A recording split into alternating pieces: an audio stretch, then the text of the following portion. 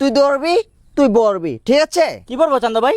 পকেটে হাত ভরবি, হাত ভরে টাকা বাইর করবি, এগুলো আমাকে দিবি। ধন্যবাদ। ওকে, আগা। ওকে চান্দা ভাই। ইয়া টিকটকারও বুঝি না, তাবিজ ব্যবসায়ীও বুঝি না, কোন ইয়া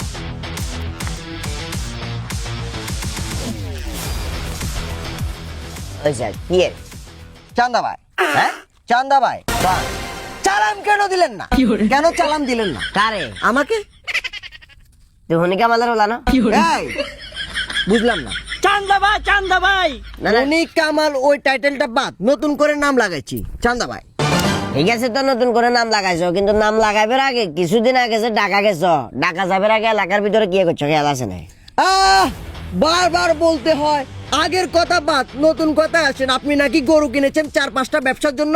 হ্যাঁ, যেহেতু কোরবানের কেন্দ্র করে গরু কিনছে, কি লাই? প্রত্যেকটা গরুর উপর ব্যাট দিতে হবে, মানে আমার জন্য একটা পার্সেন্টেজ রেখে দিতে হবে। আই এম চান্দা ভাই। ধরেন রাখলাম না, তাইলে চান্দা ভাই?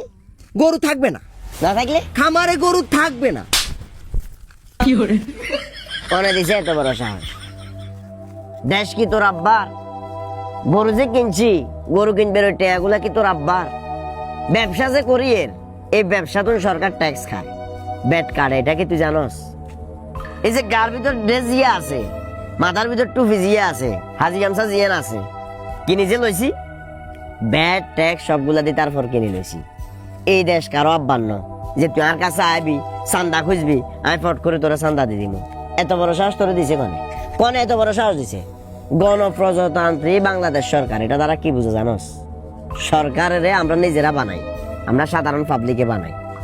সুতরাং প্রত্যেকটা মানুষের নাগরিক অধিকার, নাগরিক দায়িত্ব আছে সুন্দরভাবে জীবনযাপন করা। তোর মতো চান্দা বাইরে এটা গণার সময় নেই। আজ যাই তোরা সাপ সাপ মানা করে দিলাম, আগে ওরা আর গরু কিংবা আর আশপাশে যদি কোনো কারণে ঘুরাঘুরি করছস, গাড়ি আছে না, গাড়ি টিভি দিব, গাড়ি ভালো হবে না বলে দিলাম। এই ভিডিওটি আমি কয়েকবার দেখেছি, আপনাদের কাছে ভালো লাগলে শেয়ার করে দিন।